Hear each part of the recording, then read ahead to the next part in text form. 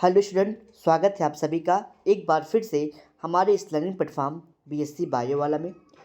Student, आज इस lecture में हम आपके साथ डिस्कशन करने वाले हैं म्यूटेशन एंड मॉलिक्यूलर ब्रीडिंग के बारे में, जो कि आपके सिलेबस का पॉइंट है। ठीक है, यानी कि स्टूडेंट जो आपका ये टॉपिक है ये दो पार्ट में है। पहले तो आपको जानना है कि म्यूटेशन क्या है, फिर मॉलिक्यूलर ब्रीडिंग के बारे में।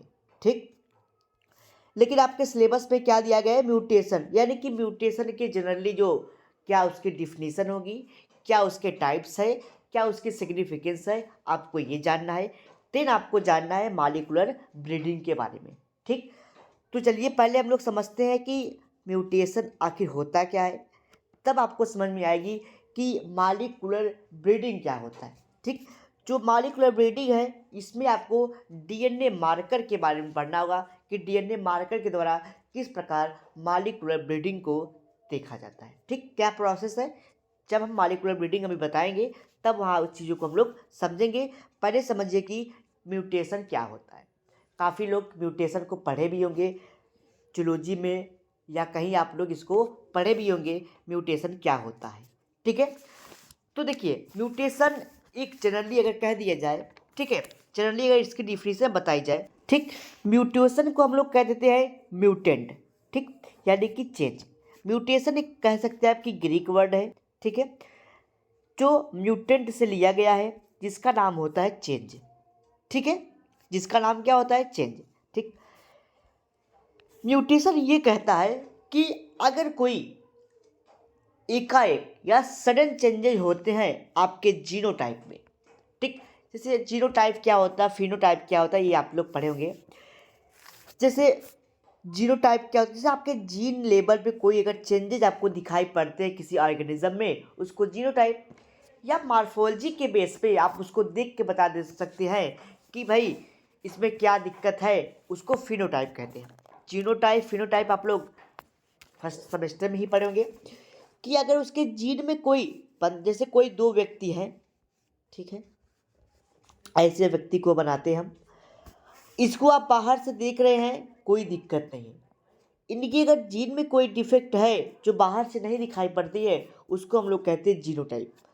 और ये दूसरे व्यक्ति है, इनके बाहर से ही बॉडी में दिखाई पड़ रहा है कि भाई इनके अंदर कुछ कमी है, यानी कि इसको कहते हैं हम लोग फिनोटाइप, जो बाहर से ही देख के बता दें। हम लोग मॉर्फोलॉजी के बेस पे डिस्कस करते हैं भाई ये चीज़ें इनको हुई है, उसको फिनोटाइप कह देते हैं। ठीक, तो तो म्यूटेशन ये कहता है सडन चेंजेस इन जीनोटाइप। अगर आपके जीन में कोई चेंजिंग होता है, किसी ऑर्गेनिज्म में जीन में चेंजिंग होता है, ठीक है, जो फिनोटाइप को प्रदर्शित करता है। जैसे आपके जीन में चेंज हुआ तो आपके फिनोटाइपिक चेंजेस में भी आपको दिखाई पड़ता है, उसको हम लोग कहते हैं क्या, म्यूटेशन। ठीक, क्या कहते हैं हम लोग, म्यूटेशन। जैसे भैया मेरे कहने का मतलब ये है, जैसे आपके जीन में कोई चेंजेज हुई है तो जाहिर सी बात है वो आपके लाइफ में अपीयर होगी, वो आपके कुछ मॉर्फोलॉजी में हो सकता है आपको डिफरेंस कर दे, या कुछ आपके बिहेव में डिफरेंस कर दे। ठीक, अदर ऑर्गेनिज्म से हट के आपके बॉडी में कुछ चीज़ें हों, तो वो फिनो जीनो हुआ तो जीनोटाइप है, जीन के लेवल पे, लेकिन वो आपके बॉडी में यानी कि मॉर्फोलॉजी में भी दिखाई पड़ती है, जिसको हम लोग फिनोटाइप कह देंगे। यू कैन से, यानी कि जीन में चेंजिंग हो रही है वो आपको आपके मॉर्फोलॉजी में दिखाई पड़ेगी। ठीक है, देखिए अगर बात करें म्यूटेशन की, तो एक साइंटिस्ट थे ह्यूगो डेवरीज। क्या थे, ह्यूगो डेवरीज एक साइंटिस्ट थे।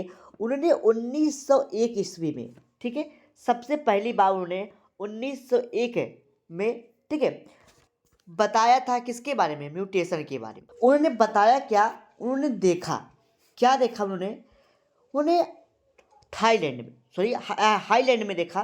ठीक है, हाईलैंड के कंट्री है, वहाँ पे उन्होंने देखा, क्या देखा था, इवनिंग प्राइमरोस, एक प्लांट का नाम है इवनिंग प्राइमरोस, जिसको हम लोग बॉटनिकल नेम में कहते हैं ओइनोथेरा लैमार्कियाना। ठीक, ओइनोथेरा लैमार्कियाना एक प्लांट है। ठीक, उस प्लांट का नाम है इवनिंग प्राइमरोस, जिसका बॉटनिकल नेम है ओइनोथेरा लैमार्कियाना। ठीक, उन्होंने हाईलैंड में ये प्लांट की 7 जाति को देखा। ठीक, 7 जाति उन्होंने इस प्लांट में 7 जाति उनको दिखलाई पड़ी। उसमें म्यूटेशन को उन्होंने, यानी कि म्यूटेशन के कारण उन्होंने उसकी 7 जाति को देखा। ठीक, जिसके कारण उसके क्रोमोसोम के नंबर में चेंजिंग हुई थी। पहले जब उन्होंने देखा तो इस प्लांट में 14 क्रोमोसोम थे। यूनिक प्राइमरोज के प्लांट में 14 क्रोमोसोम थे।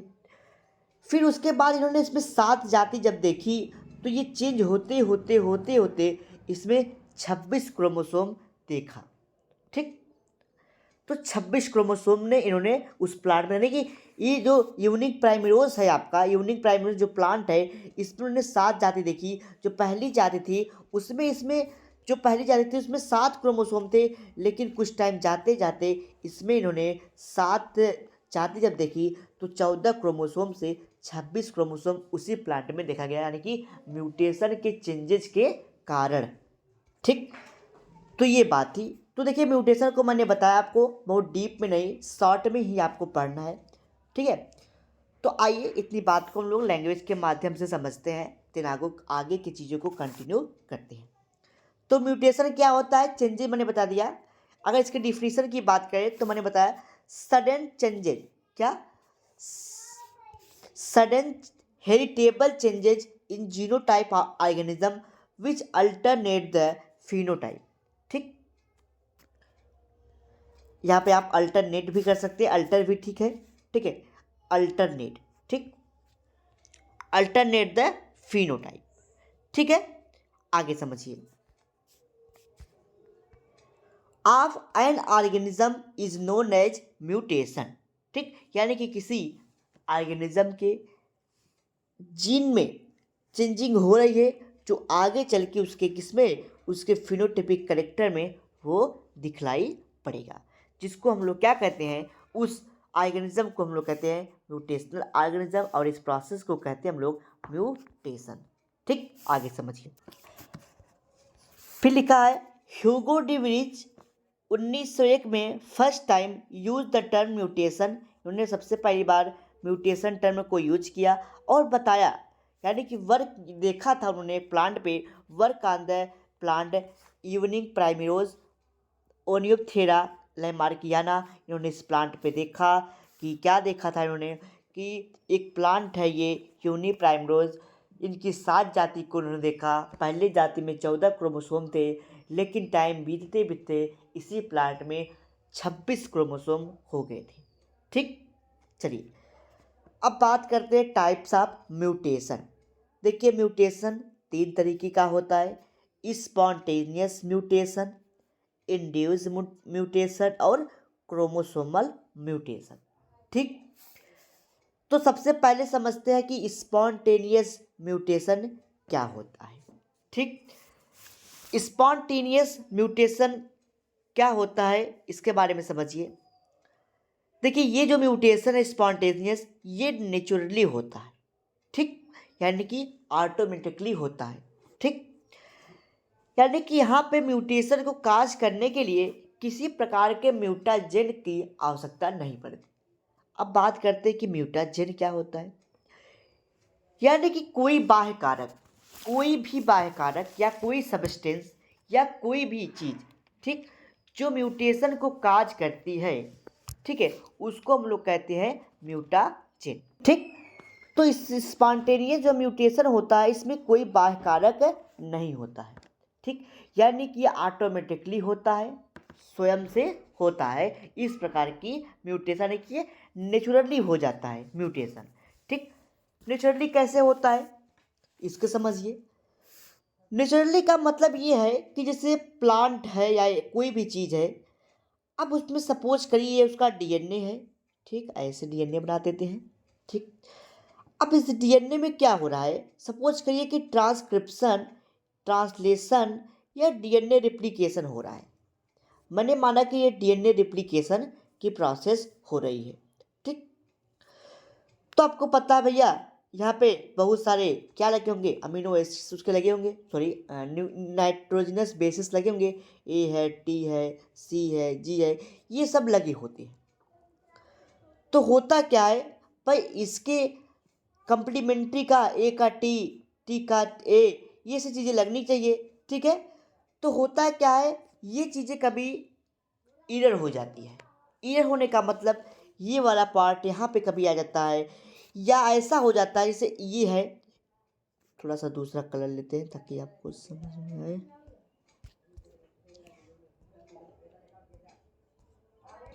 ठीक, ये हो गया 2।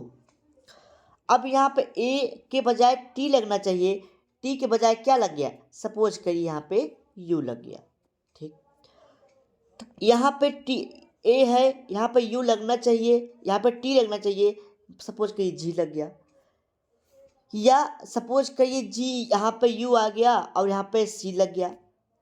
फिर यहाँ पे यू या फिर सी आ गया है और यहाँ पे क्या लग गया, यहाँ पे लग गया आपका टी। तो चीज़ें क्या हुई, लगना तो ए के साथ टी चाहिए, एडेनिन थाइमिन के साथ जुड़ेगा, यूरेसिल साइटोसिन के साथ जुड़ेगा। ठीक है, तो चीज़ें क्या गई, इरर कर गई, कुछ दिक्कत हुई कि चीज सीक्वेंस उसका चेंज हो गया, तो ऑटोमेटिकली हो गया, कोई इसमें बाह्य कारक की आवश्यकता नहीं पड़ी कि ये काफ़ी एरर हो सकता है, या रिप्लिकेशन हो रहा है डीएनए में, ट्रांसक्रिप्शन हो रहा है, ट्रांसलेशन हो रहा है, इस टाइम पे ये सब चीज़ें हो जाती है। ठीक है, तो आपने देखा क्या इसमें कोई बाह्य कारक की आवश्यकता पड़ी, या कोई दूसरा ऑर्गेनिज्म इस पे आया, इफेक्ट डाला, ये सब चीज़ें नहीं थी, ये स्वतः ही हो गया। इस अवस्था को हम लोग कहते हैं डीप्यूरिनेशन। डीप्यूरिनेशन का कारण क्या है, यानी कि जैसे आपको पता है अमीनो एसिड में 2 बेस होते हैं, प्यूरिन होता है, पिरिमिडीन होता है। तो जो प्यूरिन होता है वो आपस में क्या हो जाते हैं, बदल जाते हैं। ठीक, यानी कि डीएमिनेशन हो जाता है।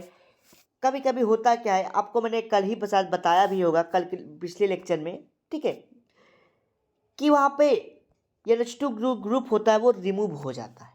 ठीक, डीप्यूरिनेशन में यहाँ पे मैंने आपको बताया था, शायद कल की नहीं, उसके नेक्स्ट लेक्चर में शायद बताया था, किसी लेक्चर में मैंने आपको बताया था। ठीक है, हाँ यहाँ पे बताया था, दिखाते हैं आपको।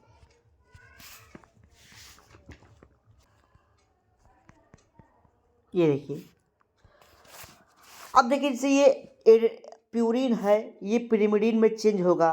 ठीक है, और प्यूरिन किस में चेंज होगा, यह तो दूसरी चीज़ हो गई यहाँ पे। ठीक है, चलिए वहीं पे समझते हैं हम लोग। देखिए ये कैसे चीज़ें होती है उसको आप समझिए। हम लोग यहाँ पहुँचे थे, हाँ याद है कि यहीं पर ही है ये चीज़ें। ठीक, शायद अभी नहीं बताया था आपको। देखिए मैंने बताया कि ये कब होता है, स्पॉन्टेनियस, यानी कि ये आपका ट्रांसक्रिप्शन, ट्रांसलेशन, रिप्लिकेशन के समय हो जाता है। ठीक, तो इसमें आता है आपका डीप्यूरिनेशन। ठीक है, डीप्यूरिनेशन का मतलब क्या है, जैसे ये एडेनिन है ना,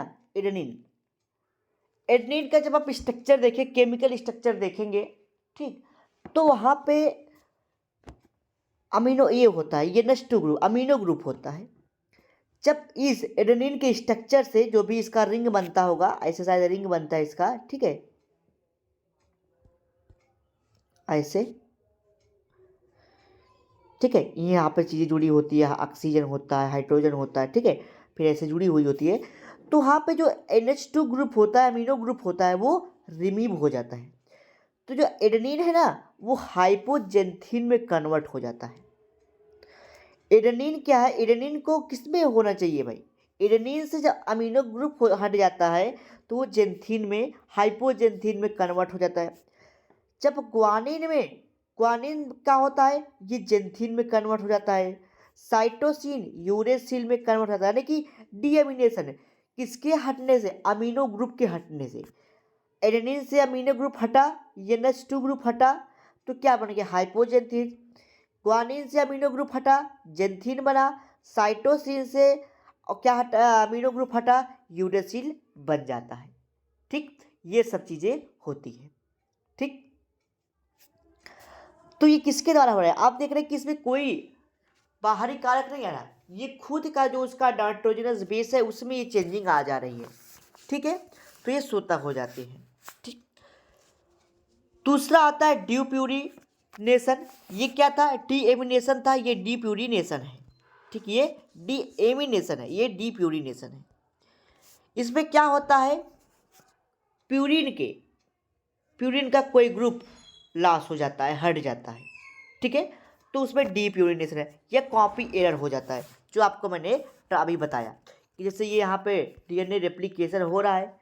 ठीक है, ऐसे सपोज करिए डीएनए रेप्लिकेशन हो रहा है, यहाँ पे जो भी नाइट्रोजनस बेसिस हैं इसकी कंप्लीमेंट्री यहाँ पे बन रही है। ये क्या हो जाए, इसमें चेंजेज हो जाए, यहाँ वाला पहुँच जाए इधर, ये वाला इस पर पहुँच जाए, या कोई भी चीज़ हो जाए, इसको हम लोग कहते हैं कॉपी एरर। ठीक, तो उसके कारण म्यूटेशन काज हो सकता है। ठीक, चलिए लैंग्वेज के माध्यम से चीज़ों को समझिए। ठीक,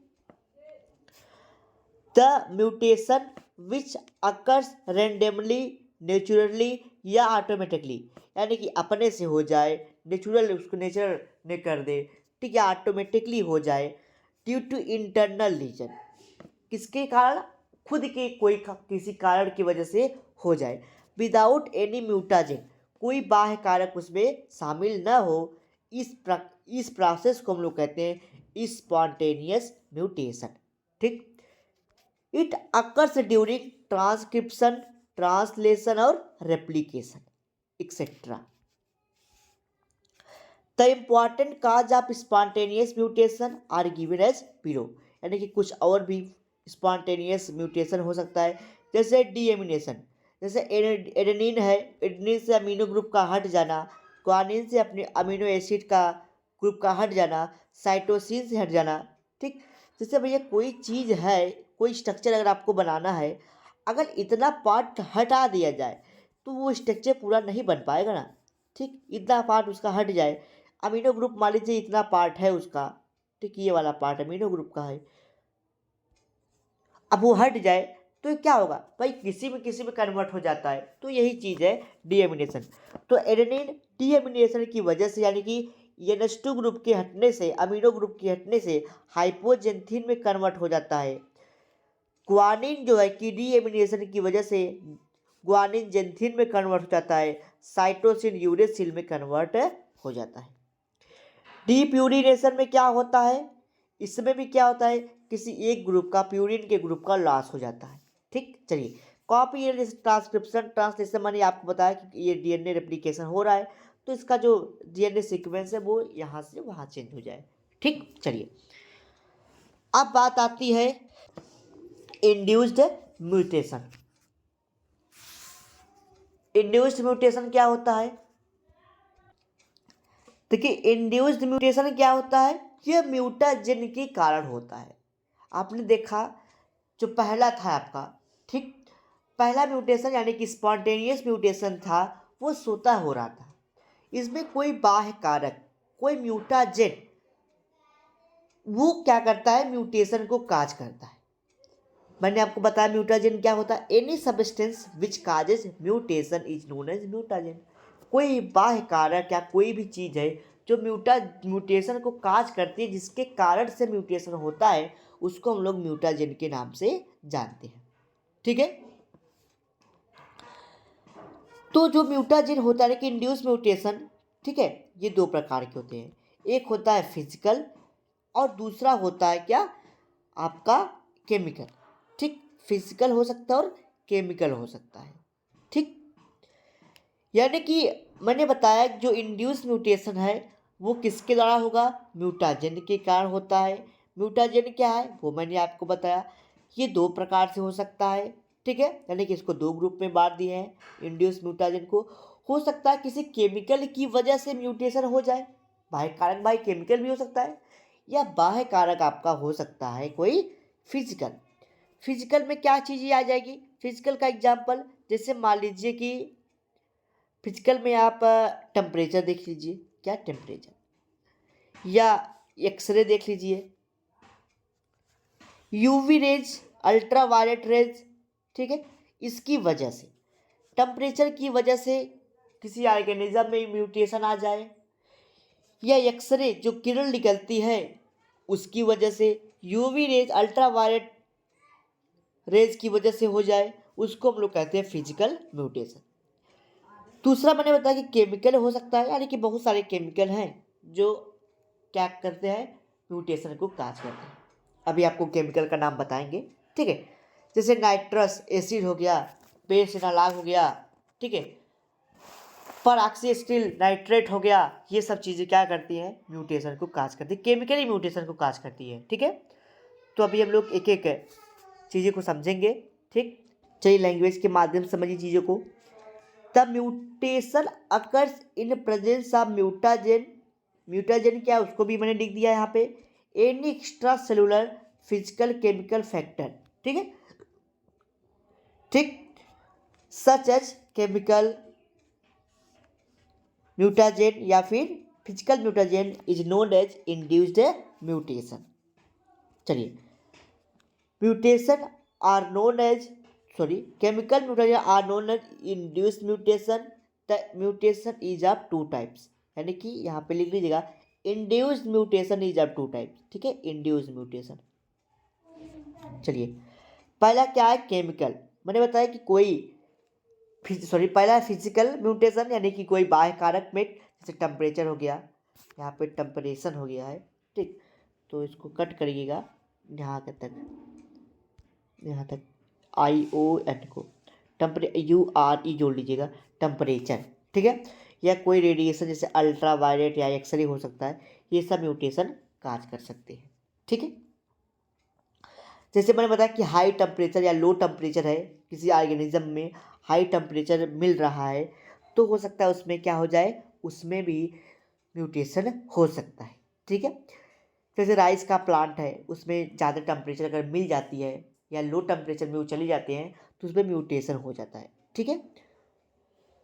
तो वही लिखा गया था, high temperature and low temperature causes mutation over increase rate of temperature in rice plant, ठीक है।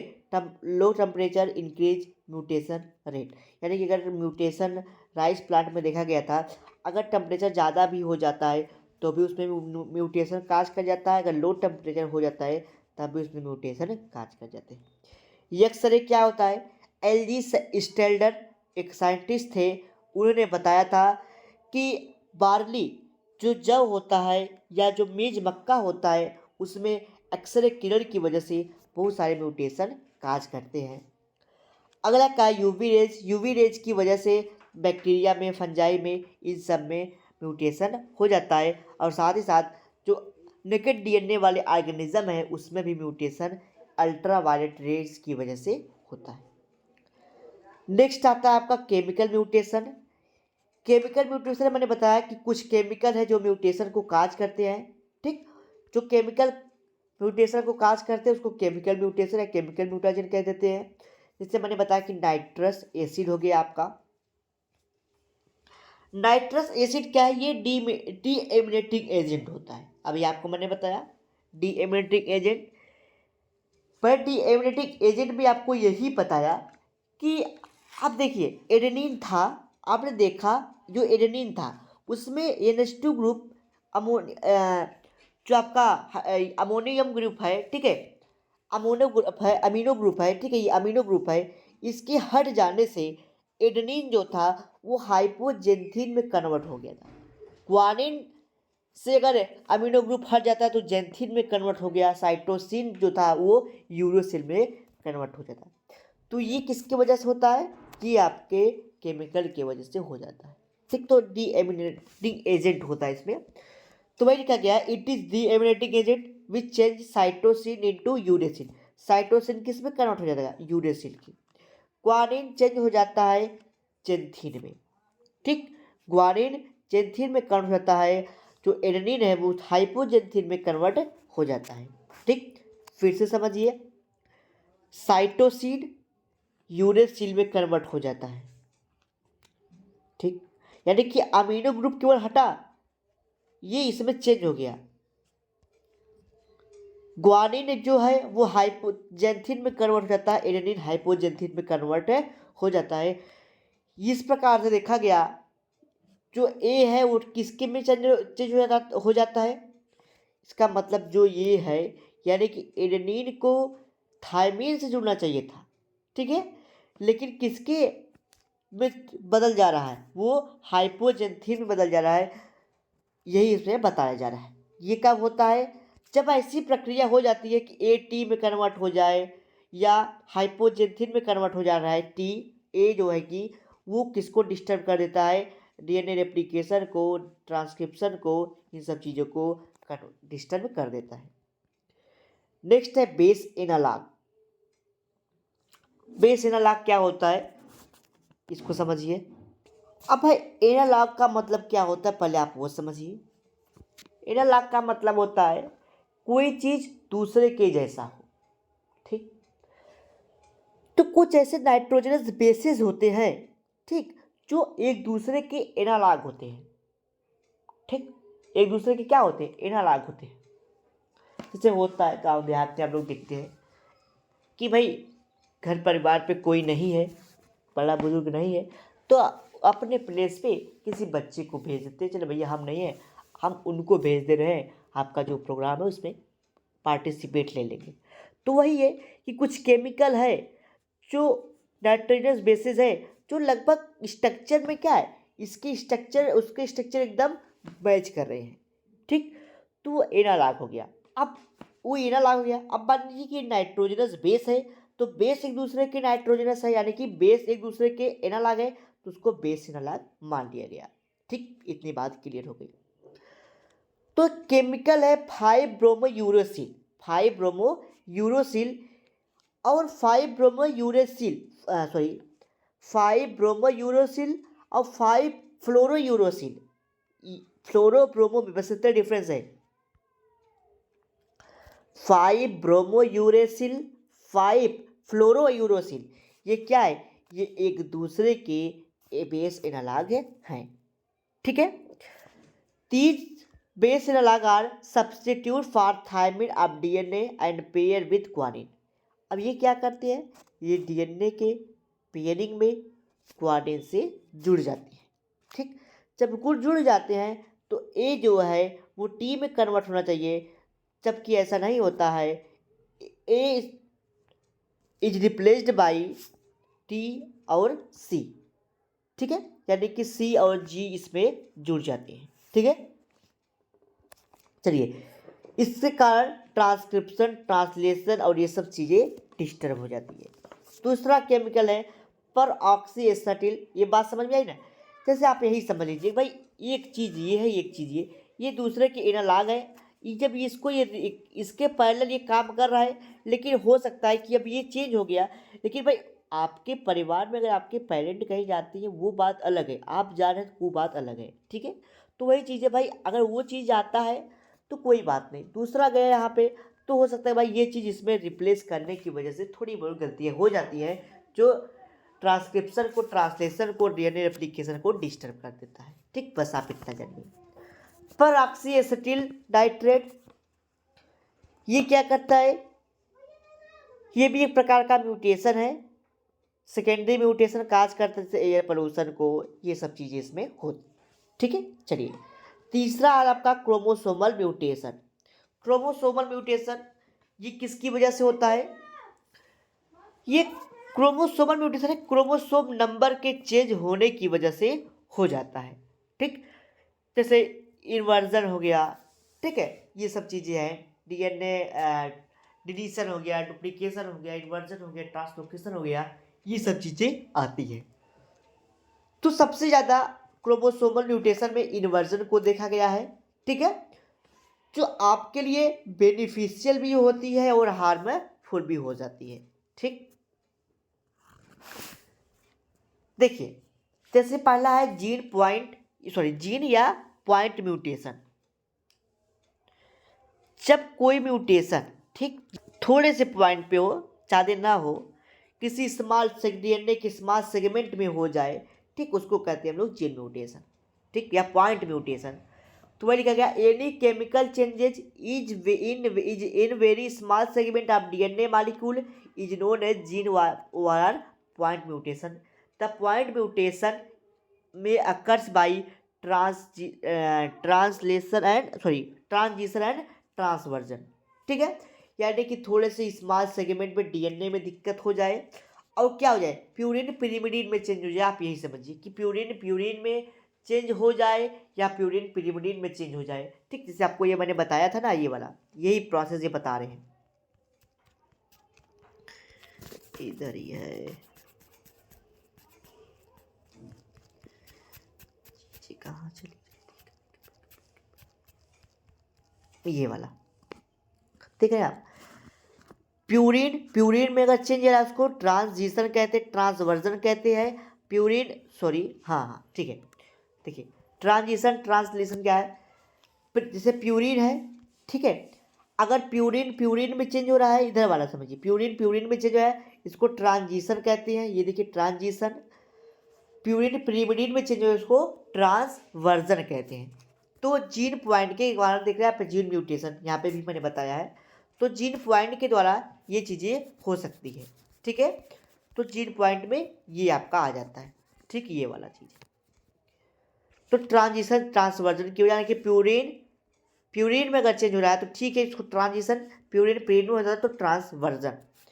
From shift mutation, from shift mutation क्या मतलब है, जब कोई न्यूक्लियोटाइड डिलीट हो जाए, जैसे ये मान लीजिए ये E2 5 6 7 8 बहुत सारे न्यूक्लियोटाइड यहाँ पे, ठीक है, कोई यहाँ पे डिलीट हो जाए, यहाँ का कोई पार्ट डिलीट हो जाए, ठीक है, कि मान लीजिए कि A1 2 3 4 5 6 7 8 नाइट्रोजन बेस है पूरा, समझिए 1 2 3 4 5 6 7 8। अब ये 3 वाला डिलीट हो जाए तो क्या होगा, 7 ही सेगमेंट बचेगा, ठीक है। तो डिलीट हो जाए या कोई नया सेगमेंट आ जाए, ठीक, तो उसको हम लोग कहते हैं क्या, फ्रॉम शिफ्ट म्यूटेशन, ठीक है। कोई चीज़ ऐड हो जाए, ऐड होगा तो यहाँ पे 9 हो जाएगा, अगर डिलीट हो जाएगा तो ये 7 हो जाएगा। तो इस कारण भी म्यूटेशन हो सकता है, ठीक। तो न्यूक्लियोटाइड बेसिस जब संख्या बढ़ जाती है या घट जाती है, उस टाइम ये म्यूटेशन फ्रॉम शिफ्ट म्यूटेशन देखने को मिलता है। आइए लैंग्वेज के माध्यम से चीज़ों को समझिए। The mutation in which one or more nucleotide deleted या inserted in the form of triplet codon of strand is known as form shift mutation. Is occurs by following two methods: insertion and deletion of nucleotide in the form shift. Therefore, shift mutation is replaced by represented as below. चलिए आगे समझिए। जैसे suppose करिए एक nucleotide base है, triplet codon इस पे लगे हुए हैं, आप देख भी रहे हैं। ये 3 प्राइम से, ये 3 प्राइम और 5 प्राइम के एंड पे, ये 3 प्राइम एंड हो गया, 5 प्राइम एंड, ये सब चीज़ आप लोग जानते ही भी होंगे। और ये एक mRNA है, इस पे ट्रिपलेट कोडान लगे हुए, यानी कि ट्रिपलेट, यानी कि ट्रिपलेट क्या है, 3 के ग्रुप में नाइट्रोजनस बेस यहाँ पे लगे हुए हैं, ठीक। अब हुआ क्या, सपोज कि ये AUG है, ये GGG है, GCC है, AAA है, AGU है और UAG है, ये सब कोडान है। इसमें क्या कर जाए, ये वाला कोडान देख रहे हैं, यहाँ पे मैंने हाईलाइट भी किया है कि G यहाँ से डिलीट कर गया तो क्या हो गया, इसमें म्यूटेशन हो गया। तो देखिए ये ट्रिपलेट कोडान सभी थे, लेकिन यहाँ पे क्या हुआ, एक ट्रिपलेट कोडान कम हो गया। तो ये हो सकता है, या हो सकता है कि कोई आपका नाइट्रोजनस बेस ऐड हो जाए। तो देख रहे हैं ये ट्रिपलेट कोडान तीनों बने हुए हैं, 6 ठू है, ठीक है। यहाँ पे देखिए बीच में G आपका C ऐड हो गया, यहाँ पे C ऐड हो गया, ये C वाला, तो हुआ क्या, एक कोडान बाहर हो गया, ठीक है। तो ये फ्रॉम शिफ्ट हो जाता है, ठीक। तो ये हो जाते हैं, फिर इसकी वजह से भी म्यूटेशन काज हो जाता है। अब बात आती है significance of mutation. Mutation theory के क्या क्या सिग्निफिकेंस है, आप उसको समझिए। देखिए म्यूटेशन की क्या क्या चीज़ें हैं, क्या उसके महत्व हैं। तो म्यूटेशन हानिकारक भी हो सकता है और लाभदायक भी हो सकता है, यानी कि यूजफुल हो सकता है और हार्मफुल भी हो सकता है। यानी कि वही लिखा गया था, mutation causes origin of new species in A plant which may be beneficial and harmful. जैसे ये इसका कहने का मतलब, जब किसी प्लांट में या किसी ऑर्गेनिज्म में म्यूटेशन होता है तो एक नई स्पीसीज बन जाती है। जैसे मैंने बताया, ह्यूगो डिवरेज ने देखा कि जब क्रोमोसोम नंबर उसमें बढ़े तो 7 जातियाँ उनको दिखाई पड़ी। तो 7 जातियाँ जब बढ़ रही है तो उसमें क्या हुआ, क्रोमोसोम नंबर चेंज हुए। क्रोमोसोम जब नंबर चेंज हुए, ठीक है, तो एक नई जाति बन गई। तो नई जाति बन गई, अब हो सकता है कि वो जाति हार्मफुल हो सकती है हो या फिर यूजफुल भी हो सकते हैं, ठीक, आगे बढ़िए। जैसे उन्होंने एक बहुत सारे इसके एग्जाम्पल हैं, जैसे वीट प्रोडक्शन। वीट प्रोडक्शन क्या है, एक साइंटिस्ट थे एम एस स्वामीनाथन, ठीक है, एम एस स्वामीनाथन एक साइंटिस्ट थे। उन्होंने वीट की यानी कि गेहूं की एक प्रजाति बनाई थी म्यूटेशन के द्वारा, जिसका नाम है साबरमती सुनारा, ठीक है, साबरमती सुनारा। यहाँ पे थोड़ा सा हमको लगता है मिस्टेक भी हो चुका है, ऐसे लिखिएगा यस एच ए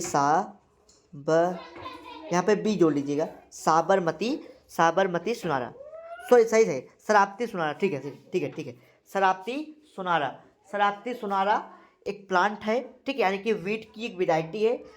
जो किया क्या गया था, ये जो वीट की वैरायटी है इसमें म्यूटेशन किया गया। म्यूटेशन करने के बाद देखा, और ये चीज़ें कहाँ कराई गई थी, IARI यानी कि इंडियन एग्रीकल्चरल रिसर्च इंस्टीट्यूट, जो कि न्यू दिल्ली में स्थित है।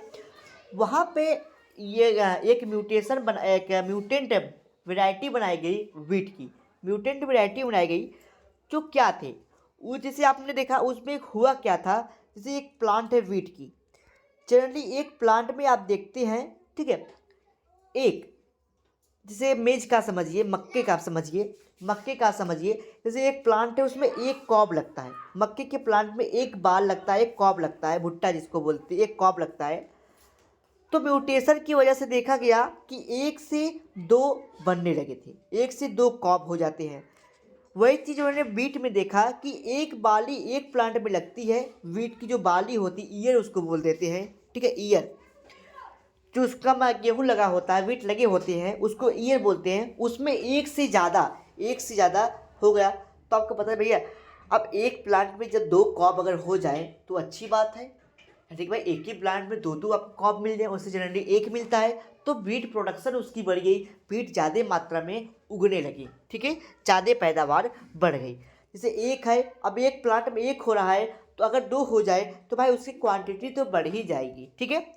दूसरा है वाटर लॉगिंग, यानी कि अगर वाटर लॉगिंग रेजिस्टेंट हो गए, यानी कि जैसे बहुत सारे गेहूं में अगर पानी लग जाते हैं, वीट का प्लांट अगर पानी उसमें लग गया, वाटर लग गए, वाटर कई दिन तक वहाँ पे रुक गए, तो प्लांट खराब हो जाते हैं, नष्ट हो जाते हैं, तो उसके प्रति भी ये रजिस्टेंस था।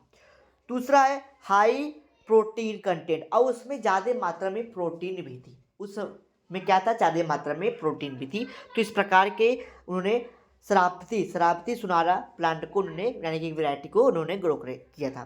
तो वही लिखा गया है, M S Swaminathan produces mutant variety या wheat Sharbati Sonora through a mutation at IARI New Delhi. This variety has branch over year, यानी कि उसमें 2 बालियाँ थी, वाटर लॉगिंग रेजिस्टेंट था, पानी भी लग जाए खेत में तो भी वो सर्वाइव कर जाता था, उसके बाद उसमें ज़्यादा मात्रा में प्रोटीन भी थी। नेक्स्ट है प्रोडक्शन ऑफ राइस प्रोडक्शन में, यानी कि इसके द्वारा म्यूटेशन के द्वारा उन्होंने राइस को प्रोड्यूस किया था, जिसका नाम था रेमनी, यानी कि हाई यील्डिंग, ज़्यादा यील्ड इसमें होते थे। रेमनी एक प्लांट, राइस का प्लांट है रेमनी, ठीक है, उसके द्वारा उन्होंने प्रोड्यूस किया था। अगला आता आपका बार्ली प्रोडक्शन, यानी कि हाई यील्डिंग, म्यूटेशन के थ्रू उन्होंने बार्ली के 2 वैरायटी को क्या किया था, बार्ली जौ की 2 वैरायटी को उत्पन्न किया, ठीक है, इलेक्टाइडिस और इसरीफेरम, इसकी 2 वैरायटी उन्होंने प्रोड्यूस की, जो क्या है, म्यूटेंट है, इसको डेवलप किया गया, जो हाई यील्डिंग है, ज़्यादा पैदावार इसमें होती है। नेक्स्ट है प्रोडक्शन ऑफ ऑर्नामेंटल प्लांट, बहुत सारे ऐसे प्लांट है, ठीक है, ऑर्नामेंटल सजावटी प्लांट है जो म्यूटेशन के द्वारा बनाए गए हैं, यानी कि उसके जो कलर हैं, प्लांट के जो लीफ है वो कलरफुल हो जाए, सजावटी पौधे में बनाया गया है। जैसे बहुत सारे ऐसे प्लांट बनाए गए हैं, जैसे आपने रोज़ देखते हैं, रोज़ क्या है, जनरली उसमें रेड कलर का फ्लावर होता है, तो म्यूटेशन की वजह से उसमें वाइट कलर के, पिंक कलर की जनरली होते हैं, रेड कलर के, येलो कलर के, ग्रीन कलर के, पर्पल कलर के, बहुत सारे कलर के रोज़ को ग्रो कराया गया है। उसी प्रकार लिली में, मेरीगोल्ड में, चरबेरा प्लांट में, ठीक है, इस सब प्लांट को ग्रो करके मेरे डिफरेंट ऑर्नामेंटल प्लांट को ग्रो कराया गया है, ठीक। तो ये म्यूटेशन की बात रही। अब स्टूडेंट, मैंने बताया कि इस टॉपिक में 2 पार्ट है, एक है आपका म्यूटेशन, दूसरा है मॉलिक्यूलर ब्रीडिंग के बारे में, जिसमें हम लोग डीएनए मार्कर को यूज करके मॉलिक्यूलर ब्रीडिंग के बारे में बताना है। तो आपका जो टॉपिक है वो इसी में इंक्लूड है, लेकिन इस लेक्चर को हम लोग नेक्स्ट क्लास में डिस्कस करेंगे। ठीक है, अगर आपको वीडियो अच्छा लगा हो तो वीडियो को लाइक कर दीजिए, चैनल पर पहली बार सब्सक्राइब कर लीजिए, बेल आइकन दबा लीजिए ताकि आपको डेली नोटिफिकेशंस मिलते रहे। चलिए मिलते हैं नेक्स्ट लेक्चर में नए टॉपिक के साथ। तब तक के लिए गुड बाय। वीडियो को जरूर शेयर करिएगा अपने मित्रों के साथ जो आपके साथ BSc सेमेस्टर की तैयारी कर रहे हैं।